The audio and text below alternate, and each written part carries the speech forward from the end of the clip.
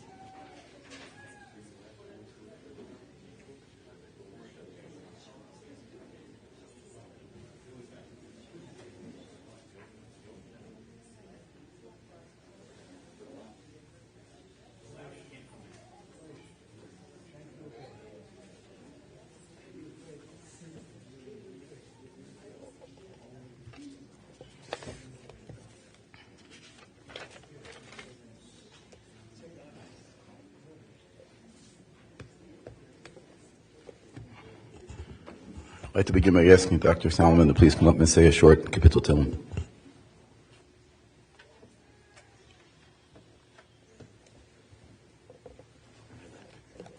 Mizmor LeDavid, Adonai Roi Lo Echsor, Binos Desha Yarbiteni, Almei Menuchos Yenahaleni, Nafshi Yeshovev Yan Lecheni V'Maglei Tzedek L'man Shemo, Gam Ki Eleich Begeit Samaves Lo Irora Ki Ato Imodi, Shivtecho mishantecho heimo yenachemuni.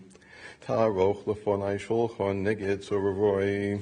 Dishanto Hashem roshi kosi rivoyo. Ach tov v'chesed yerdefuni kol yemei chayoi. V'shavti beveis Adonai l'orech yomim.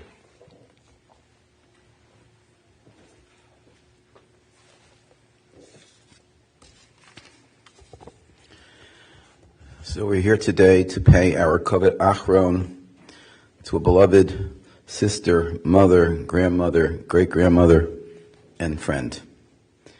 In essence, it's the end of an era. When I think about talking about Norma Nechama Bas Aryeh B'Aleha Shalom, I feel that I'm talking about Norma and Fred. Because we really were a team. Married for almost 60 years, built a beautiful home together. But I think it's more than that. I found in the later years, after Fred retired, so many things that he did in our community were really because of the fact that Norma gave him the flexibility and the freedom to do all the things he wanted to do. Whether it was coming to Daf Yomi in the morning, whether it was volunteering for Bikur Cholim. It was, as I think I mentioned this years ago, at Fred's Levaya. I still remember the nachas that we had when we would sit together at the Daf Yomi Shir, and the men of the Shir, who are all retirees or semi-retirees, would talk about their runs for Bikur Cholim. Shmuley Spiro Ova Shalom actually named it. He called it Shifra's Boys, because Mrs. Rennert was in charge, and she had arranged for all these men, and they called themselves Shifra's Boys because they were the ones who volunteered in the community to do acts of chesed. And then it came to taking care of the kosher stand at the baseball park at night.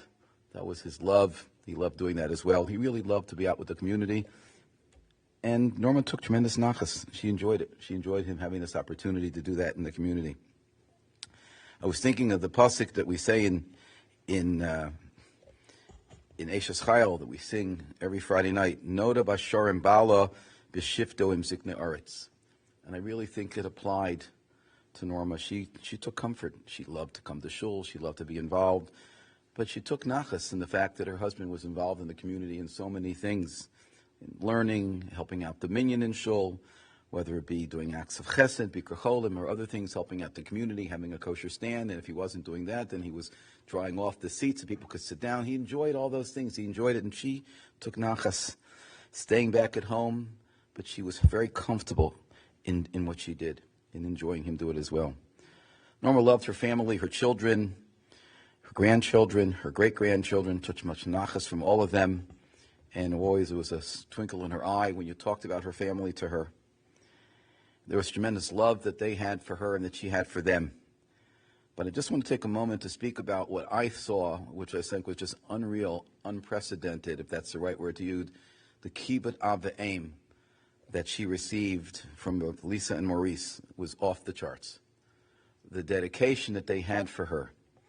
It was literally 24/7, whether it was Lisa sleeping with her every night, and once in a while, when she begrudgingly took a break, Maurice would come and stay for a week, would not leave her side, day and night, night and day. It wasn't 24/6, it was 24/7. An unbelievable lesson in Kibbut Av V'Aim.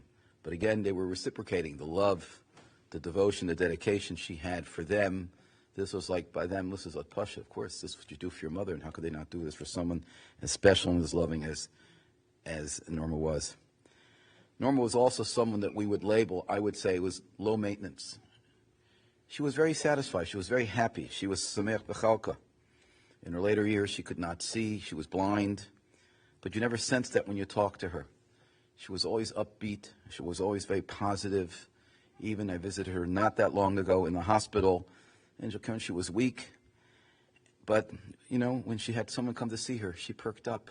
Not all the time, but sometimes. I was lucky the time that I was there. She perked up, and she was in a very positive mood, and you felt good. I walked out thinking I came to raise her spirits, and she raised mine. She really did. She was that kind of person. She really cared more about others than she cared about herself. Someone, I guess you used the term low maintenance. It wasn't about her. It was about others, whether it was her family, whether it was community, was her surroundings. She really was more focused on other people than she was about herself. Noda Bashar and Bala Shipto and Zikna Arts doesn't just mean because of her husband's accomplishments, it means because of hers as well. They were a respected family in the community, quiet. They didn't ask for fanfare, covet, and honor. They were there, whether it was helping the shul, helping the community, helping the school, whatever it was, they were always there and just had such care and love for everyone else. Yehi Zecher Baruch, may her memory be a blessing. May she be a true Melissa Yosher for her beautiful family, her children, grandchildren, and great-grandchildren. Now she's together with Fred. They were together for almost 60 years. Now they're together again. They can look down together and get nachas in their accomplishments on a personal level, on a familial level, on a communal level, on a Klal Yisrael level. So much they did for us in our community. I often say that in the community of Cleveland, as we see the community which is bursting and it's so big and it's so beautiful, so many things going on, but the people who come to the community don't realize it was the pillars of the community over the years that really made the community what it is. Today we're Zocha, we have so many things going on in our community, we forget there were people like the LaBries who really were the pillars, the pioneers that helped build a community that was smaller, didn't have all the things that it has today. But they were the ones who worked so hard that now we're able to reap the peiros, the produce, the products of their very hard work. May she be a Melissa Yosher for her family, for our community, and we should all learn from her example and from the example her children taught me in this very special, beautiful level of their special Kibbut Avayim 24/7. Chazal tell us the mitzvah Kibbut Avayim is a mitzvah that comes with the bracha of Arichas Yomim V'Shanim. May they be zocha, may their family be zocha to have Arichas Yomim V'Shanim, because of this very special mitzvah they took so seriously, so personally, and did with so much devotion, so much love, and so much respect that they had for her, for Fred, and for everyone. I'd like to ask Maurice to say a few words, please.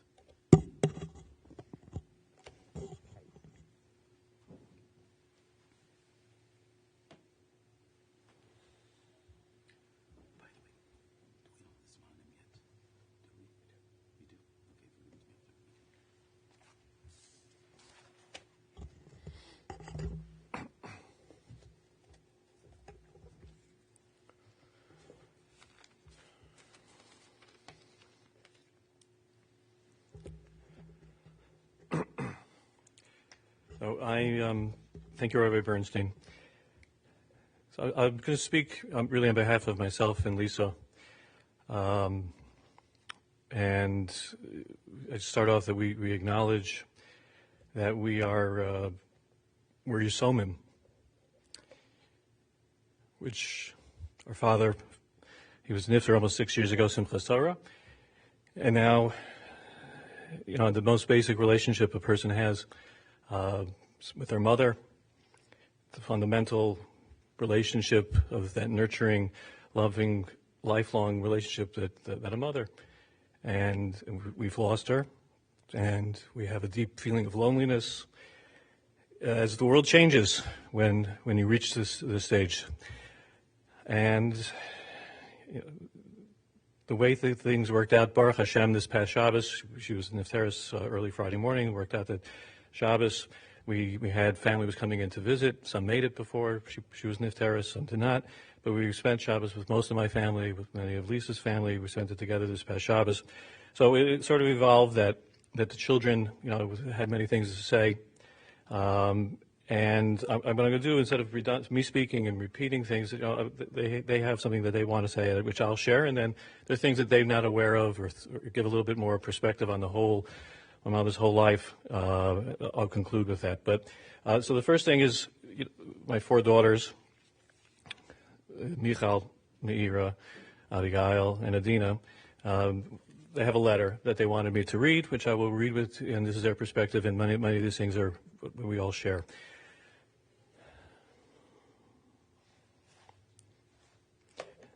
My eyesight's not going so well. Okay, so it starts off, "Hi, Bubby. It's Meira, and I'm starting this letter for my sisters and I, the way I did for all her phone calls, because it's one of the things that we all said we would that we would miss most. You and Zadie always made an effort to travel in for Yom Tov and for our special events, but in between we had phone calls. every week, they would call. You made each person feel like they were the only one that mattered, totally present in the moment and in the conversation. It's hard to associate you with the feeling of sadness because you were always fun-loving, always up for a good time. Even when it wasn't easy, you still had that same fun-loving conversations. For you to get around, you were never the one to sit out and to not be part of a party. Rather, you made the party. You filled every interaction with good conversation and laughter, which will sorely be missed. It's hard to believe that you're really gone, even though we've slowly been preparing for this goodbye. There's a small comfort in knowing you are no longer suffering after fighting so hard for the past 2 years. There's also a small comfort in knowing that you'll be with Zadie again, reunited with your best friend after 6 years apart. But it's obviously so painful knowing how much that we will miss you. Every time that I walked into a room this Shabbos, I was disappointed to see you weren't there. It's strange to be in your house without you after having so many memories with you there. Getting out of the car after a long road trip to see you waiting for us was the best surprise for a little kid. Your homemade fish sticks, your bowling, and watching The Wizard of Oz were the icing on the cake. You were the hostess with the mostest. Even last year when you were not feeling well, you were a terrific hostess when Michal and Oren came to visit, making sure they had everything that they needed and even having a late-night pizza party with them. Some of our best times with you were at night, staying up after everyone went to sleep and to play cards or engage in girl talk. It's so painful to think that your children won't have the same opportunity, that our children won't have the same opportunity to know you as they continue to grow, but we will do our best to make sure that they share these memories with them. We'll tell them about your fun-loving nature and about your love for all animals and people, how you saw and appreciated each personality trait in all living creatures and treated them with kindness and respect. We'll tell them about your strong connection to Yiddishkeit, how you grew up in your faith and sacrifice so your children could have a Torah upbringing. No matter your health, your faith and connection with HaKadosh Baruch Hu never wavered. When you could no longer see, you asked others to daven and to bench with you. You took your talent and your love for singing and elevated to participating in mitzvahs such as lighting Hanukkah candles and the Pesach Seder, her special Chad Gadya with sound effects that all the children remember at every Seder. It's admirable how your faith kept you strong whenever you were dealing with these hardships. It was clear that you recognized and accepted where the challenges came from, and we will tell our children about your resilience, that you handled difficult situations with grace, never complaining or pitying yourself when you couldn't partake the way you once did. Instead, you focused on what you could do. I used to love hearing you describe what you could smell, hear, or feel when you couldn't see, showing us that you could still enjoy and appreciate the world around you. You carried yourself with that same dignity, both in how you spoke and dressed in such a refined manner. Although you were not superficial or materialistic, you always took care in making yourself look presentable and beautiful. While reminiscing to write this letter, all four of us smiled, remembering how we watched you apply your makeup each morning during our visits. And lastly, we will tell them about the love you had for each of your grandchildren and great-grandchild, and how lucky we were to experience it for the time that we did. We love you all, and we miss you so much. Michal, Abigail, Meir, and Adina.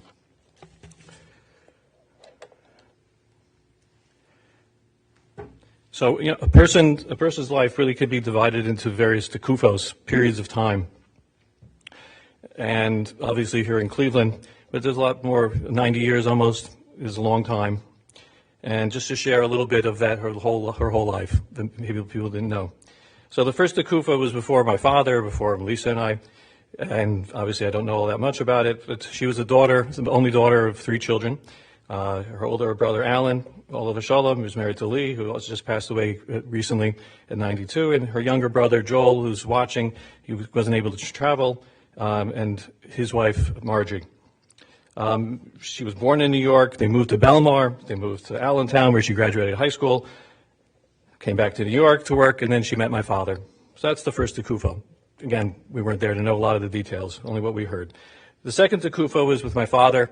They got married, and she was a military wife. My father was in the Navy for 25 years. They lived in Massachusetts. They went to Morocco, where Lisa was born, to Norfolk, that's where I was born, Puerto Rico, and then Denver, where he finally retired from the military. Now, Denver, he was in the Navy, and kasha, how you can be in Denver without the water, but that's where we were, in Denver, when he retired from the Navy. And my mother, she was just mom. Our memories, just having a stable, loving, nurturing home, that she was mom, and that's how we grew up in that period of our time. And we always had pets. She always loved animals and always had pets. We had cats, dogs, multiple. She had birds. We had lizards in Puerto Rico. And this is something a constant throughout her life. She grew up in a traditional home, kosher home, but only had a Hebrew school education, and my father had no background. But both wanted that Lisa and I should have the best Jewish education possible. In Denver, we went to Hillel Academy, and when we came to Cleveland, to the Hebrew Academy, and down into yeshivas and seminaries, etc. So the third Tekufa is the present. They moved here in 1972, so it's 50 years. They've been in Cleveland for 50 years. And they got involved immediately with the Jewish community, with the school, and their Yiddishkeit grew exponentially in this period when they came to Cleveland. Originally, we davened. It was a Chabad offshoot, and many people may not even know there used to be a little in Dr. Romberg's house, which was on Staunton and Bendemeer. There was a minyan there, and that's where we used to go at the beginning. Then went to Hillel Road Synagogue for a little bit, and then we moved over to Young Israel around 74, 75, and to this day is part of the Young Israel community. And my mother was always the person that either me or Lisa, our friends, would go to. So as a child, you don't appreciate this aspect of your parents. So your parents, and you're growing up as a teenager, there's always that relationship. But our friends would always talk to our mother late at night. She was a night owl, so they would talk not late at night. All our friends became her friends, and they became her projects, and she would talk. And many people in this room today are people who came over, the Solomons, who were not the Solomons at that time. They were in college. They became guests over. They eventually got married. Laurie Hendricks, many of you remember her. Had boarders who lived from Brazil in the house when Lisa was in high school and out of town. We had Masifta boarders, and all these people became, B'nai Bayis and became part of the family. And she always would just listen, and she had the ability to listen and talk and engage with people and just become their friend. So growing up, we really, like I said, we didn't really appreciate this. But everyone else, found that. I got a phone call last night from one of these people who called that they heard and how deeply it affected them that she passed away. The next Tekufa was my father retired, as Rabbi Bernstein mentioned, that he did all these things. So they became mashgichim. They would travel to various places. There was a couple. They helped out each other. And my father was very encouraged by my mother to get involved with Bikur Cholim and the stadium, as Rabbi Bernstein mentioned. And this went on for a while. And this stage of Tekufa 4, with the next Tekufa, my mother's eyesight and started to really fail. And, it became progressively worse over this period of 20 years or so, to the point where she was really not able to see. But she was determined that she would remain fully functional and that she would be independent. And, Chazal tell us that summa or anius or kames. When you learn that, what does that mean exactly? But living with her, very few times she would express frustration over not being able to see her grandchildren or be able to see their faces. She, cracks with that. It would bother her, but besides for that, she would always determine that she would be independent, which she was up until the very end, independent and to engage in life and not to focus on this, but to focus on the good things. About her family or grandchildren.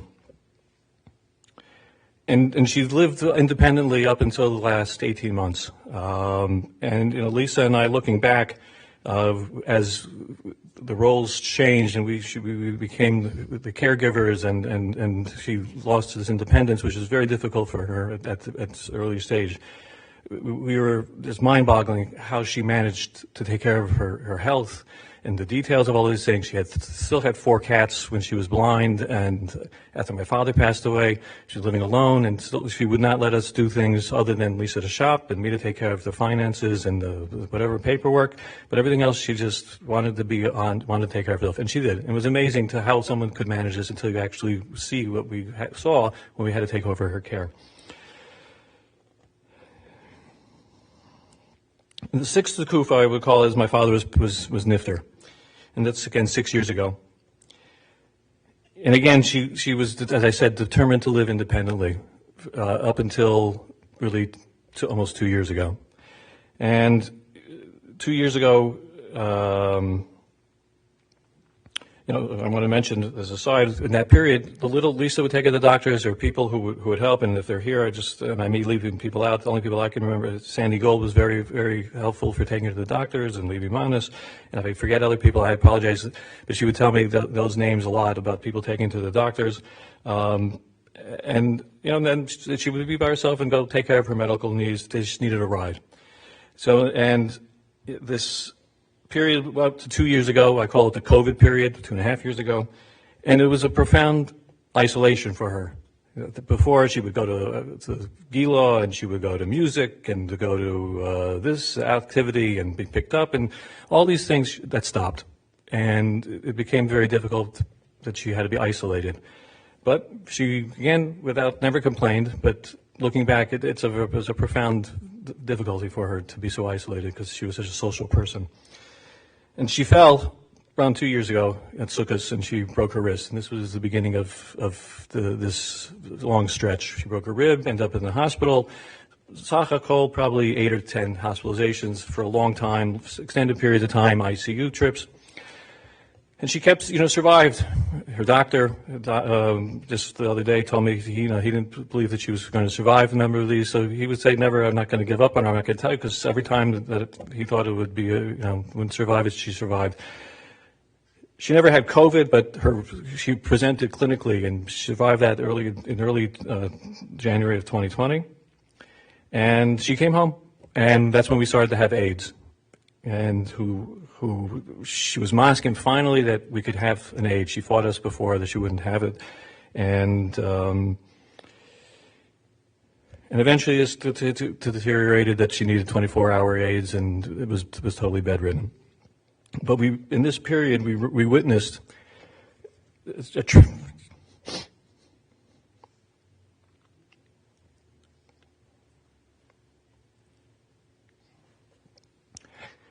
how deeply she had a relationship with HaKadosh Baruch Hu. Because you can see when someone is, their mind isn't as clear, but the things they say is who they are.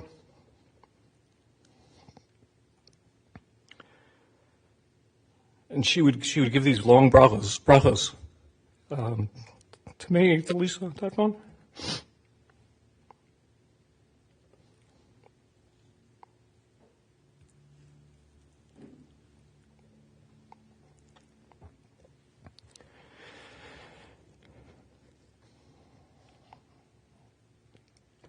I had the opportunity over this time to spend many Shabbosim, which I never would have had. And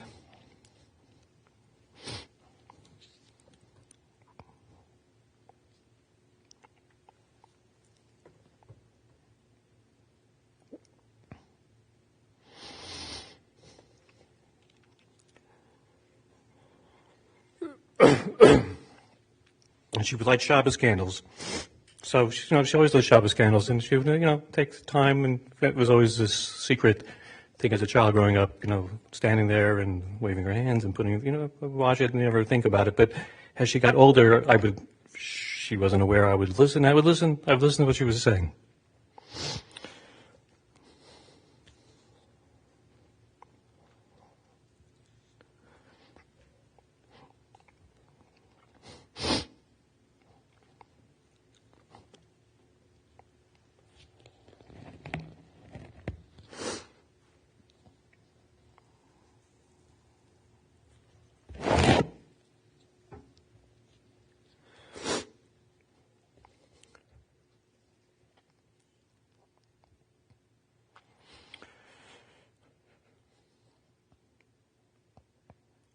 And she would daven for all her children, grandchildren.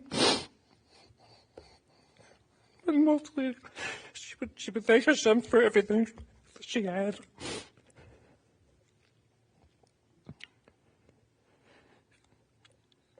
But it was a profound thanks that how much she had, even though she was suffering. And then she would ask HaKadosh Baruch Hu to give her kawar.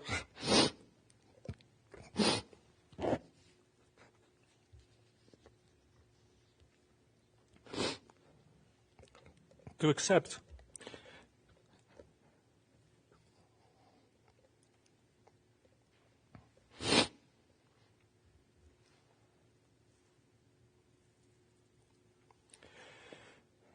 She would always thank, to the end, when she just wasn't able to talk, she would thank her nurses, the aides, no matter what they were doing. Painful things or degrading things. She thanked them.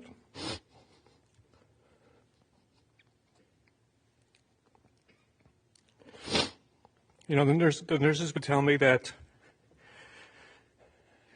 they all loved her at Cleveland Clinic.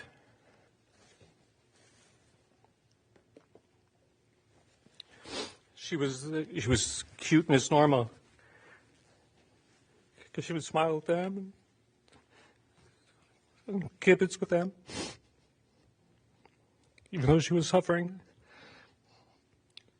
And, you know, they told me that this is so rare that people don't do this.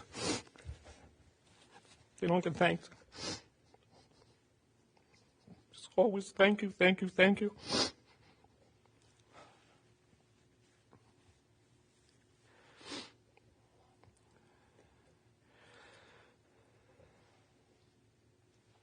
In this week's parsha, this is to me when I read it. You know, this the Talmud Im Hashem Elokecha, that this is that someone who just accepted and wasn't worrying about the Hasidas, just accepted what she had, and she was thankful for it. It was Talmud bin HaKadosh Baruch Hu.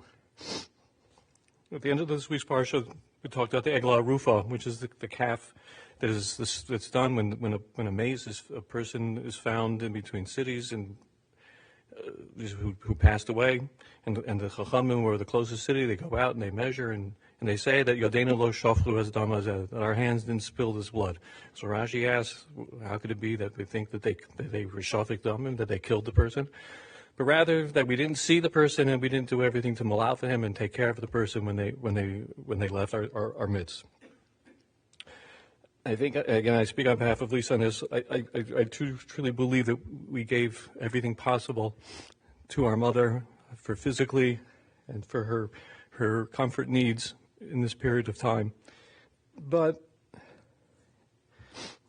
it's a difficult time, and we ask for mechila.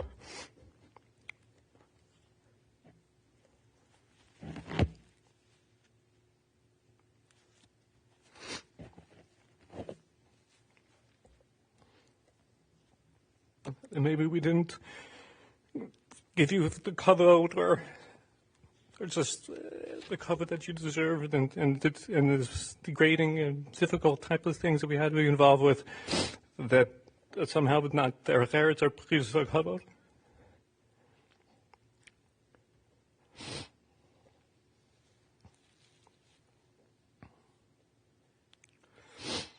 And we ask you for mechila for that.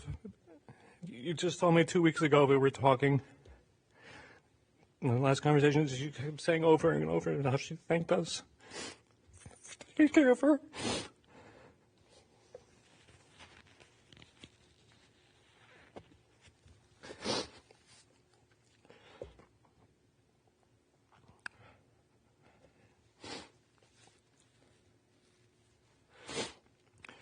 We want to express a lot of thanks to really everyone in the community. The calls, concerns, davening. And I want to thank my sister.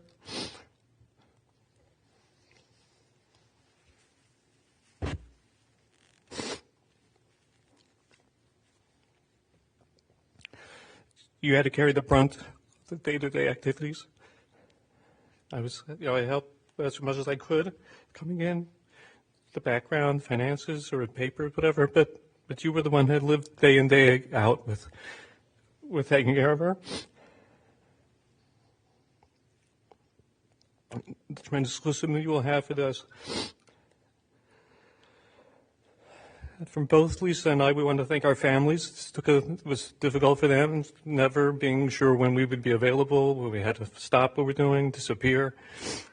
It took a toll on them, and we thank them for their support.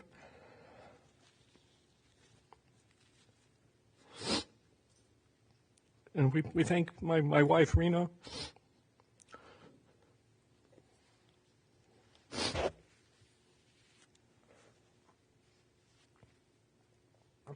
She allowed me to come whenever it was needed.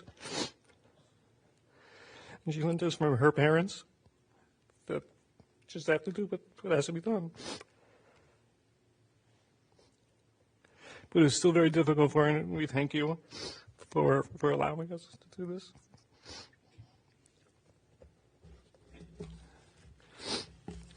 I don't know if he's here, maybe he's watching. Her doctor, she had a pulmonologist who was involved with her for 4 years or so, Dr. Neil Chasen at the Cleveland Clinic. And he would come, not even when he wasn't on call, he would come in when he was in the hospital to visit. And, he wrote us a note, and I'll read you parts of it. Included this is the staff at the Cleveland Clinic, the ICU and G91. We know everyone there, and we became like a family to them. And you see the impact that a person can make. The Jewish concept of Chaya Shah, that a life has meaning and purpose no matter how difficult a person may be, and you still can do good things. She made a very profound impact. So,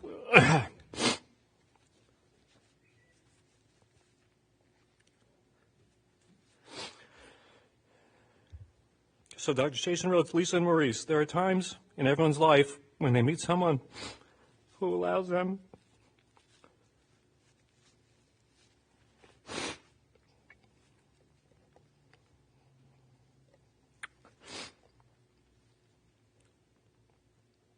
to catch a glimpse of what the world should be.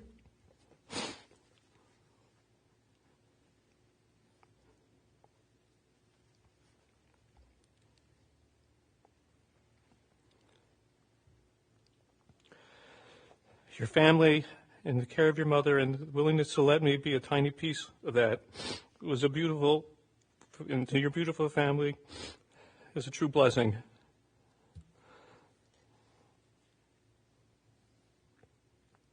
Thank you for allowing me to be a witness to that and for entrusting a part of her care to me. It truly means a lot.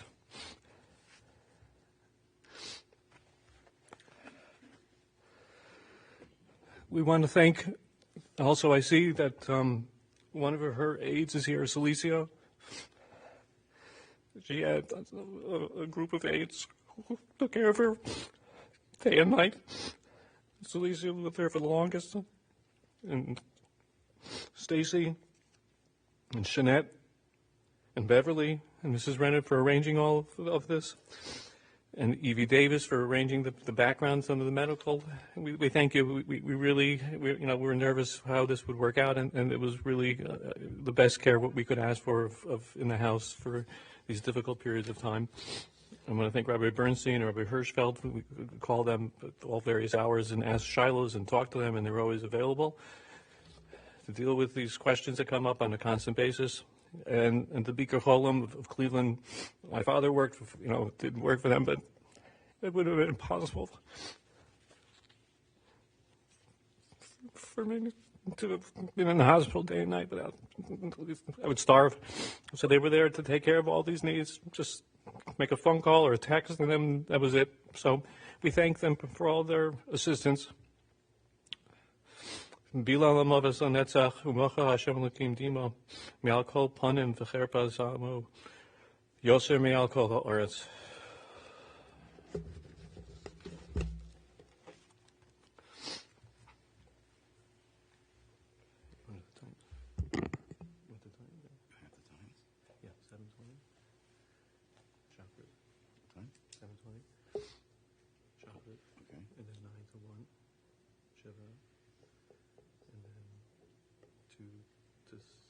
6. 2 to 6. Yeah.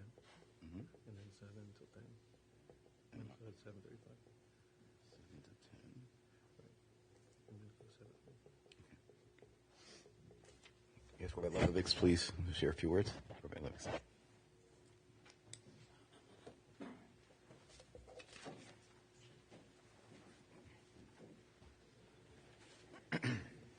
Really very little to add. The beautiful testimony that Bernstein gave and Maurice gave. I just want to share a medrash. The Zera Shimshon quotes a medrash, what you call a medrash pliya, a wondrous medrash, that when Moshe Rabbeinu went up to Shemayim to accept the Torah, so medrash says that he found that HaKadosh Baruch Hu was saying the name Chava, the mother of all mankind. The first thing, Moshe Rabbeinu was accepting the Torah for the world, and Hashem is saying Chava. So Moshe Rabbeinu asked HaKadosh Baruch Hu, what's Chava? Hashem said, she's the mother, Eim Kol Chai, she's the mother of mankind. So Moshe Rabbeinu said, so call her Chaya, which is a more direct word for giving life. Hashem said that Chava, with a certain type of a numerical equivalent, a gematria, is Eim Kol Chai, the mother of all living. Zera Shimshon explains that even though women don't have the actual commandment of learning and teaching Torah, the fact is that the very first Torah that children are exposed to, the foundation of all their future spiritual growth, is the mother that teaches them Torah Tziva Lanu Moshe, Arasha Kilas Yaakov, teaches them to make brachas, to say words of Torah, to say the Shema before they go to sleep. Before Klal Yisrael could get the Torah, the very, very first thing Hashem said is Chava. You need the mother. Without the mother, this isn't going to work. This isn't going to happen. Mrs. LaBrie, Aleh Shalom, was a real mother. She was a quintessential mother. Everyone that met her, as was said, felt that motherly kayach. Rabbi Bernstein said, I would call her, not anywhere near enough, but when I would call her and try to ask how she's doing, and of course there was a lot to ask because she had a lot going on in her own life that was very challenging. She would for a very, very short amount of time dwell on herself. She's fine. And then, how am I doing? How's my family? How's my kids? How's my wife? It's like she called me to see how I'm doing. That was the kind of person that she was. And she was Zaycha to have a husband who learned Torah. She was a mother to him. He learned Daf Yomi every day, very devoted to the shiurim and the learning. That's in her credit in Shemayim. That's the woman's ticket to Olam Haba. She was merited tremendous children that raised families of Torah, that are a son-in-law, Olav Shalom Eli, who was a Talmid Chacham, Yibal L'chaim, the son, who was a Ben Torah, learned in yeshivas. And what more could a person leave over in this world? A Shem Tov, a Kiddush Hashem, and just knowing that she's not in the world, although we really never saw her lately, it's something, a hole. There's a hole in our community, there's a hole in our hearts, because she was a sunshine that really just filled everywhere she was. Family should have a nechama, and her chusim should continue to bring simchas and yeshuas to the entire community. Rabbi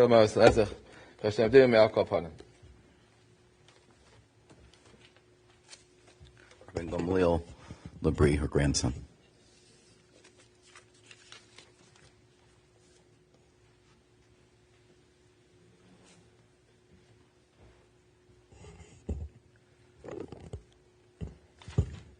When I think about our Bubby, there's a few thoughts that come to mind. The way she carried herself with a dignity and a nobility and a self-importance, and her love for life, and all that it had to offer, all the different situations and experiences that would occur in life. But most of all, as you've heard a lot today, that she really just loved connecting with people, both in the community, as she was a big part of the community. I had friends that came fundraising here, and they would always tell me when they came back how, I met your grandparents, And even though maybe they didn't cut us the biggest check, but they were really nice to us, and we just schmoozed with them. And, having fundraised before, you could appreciate that. You don't always get treated nicely. And she loved talking to people and connecting with them and going through life experiences with them. She loved imparting her own experience and life lessons that she learned and teaching others. And she would always try to build up and help a person with whatever challenges they were going through. I think I'm gonna be the only grandchild speaking, so I, was in touch with all my cousins and siblings, and I'm just going to include a lot of the ideas that they shared. It was really just a recurring theme of how she would try to build up anyone and help them deal with whatever challenge they were going through. She really made each of the grandchildren feel like they were special, that they felt they were cherished, and everyone was able to sense that she really enjoyed being around us, and nothing more that she looked forward to when we would come to visit. And we certainly were very excited as children when we would see them pulling up in the driveway. She was always available and always wanted. She was up quite late, as you've heard. She would have late night conversations with anyone. One of the grandchildren, this is something that occurred a lot. If you called just to say good Shabbos, you could end up conversing for almost an hour. She just loved connecting with people, and especially her family. My father quoted the same pasuk. We did not collaborate on this, but in last week's parsha, the Torah talks about the isser of superstitions and looking towards Oven Yudoni and the Kosmim to determine future events. And the Torah summarizes it that we should not attribute any powers towards these forces, and they hold no ability to control anybody's life. Rather, tamim tiyam im Hashem elkacha, that a person should be trusting and wholeheartedly, unquestioningly following Hashem. And Rashi explains that what this means is to follow Hashem b'tmimos and to tzapelo, to yearn for Him, to turn to Him for things, and not to look after the future. El kol ma sheyavo elecha, anything that comes on a person, kabel b'tmimos, a person should accept with wholehearted devotion and unquestioning trust. And then a person will be zocha to be with Hashem and to be His designated portion. And as you've heard, Bubby had a lot of challenges and obstacles throughout her life, which really limited her ability. She really loved life. She really loved being independent. She loved having a good time. And as she got older, a lot of that was taken away from her. She wasn't able to see. It got to the point where she was completely blind. She couldn't see anybody. She was much less mobile. She was very dependent on others. And for a period of time, she was totally dependent on Zadie to take care of things and to take her places. And then, it got even more. When Zadie passed away, she was alone, and she lost her companion, person to help her out.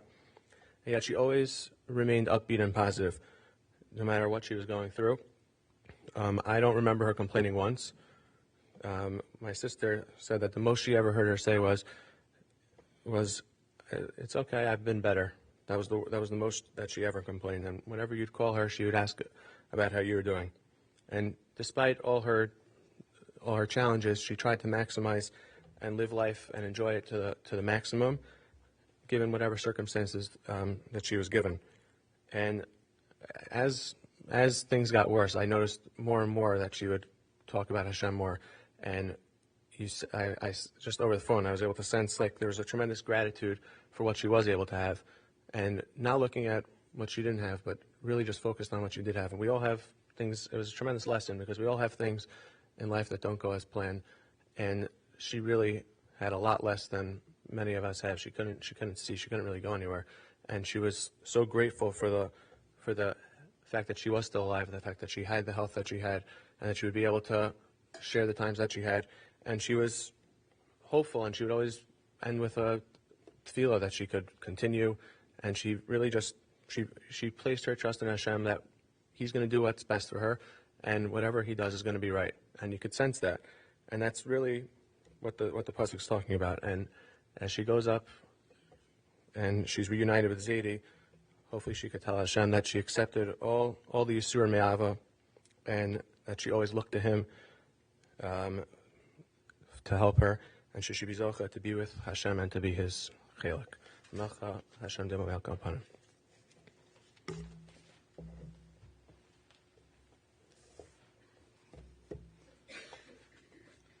Please rise for the Kel Malei Rachamim.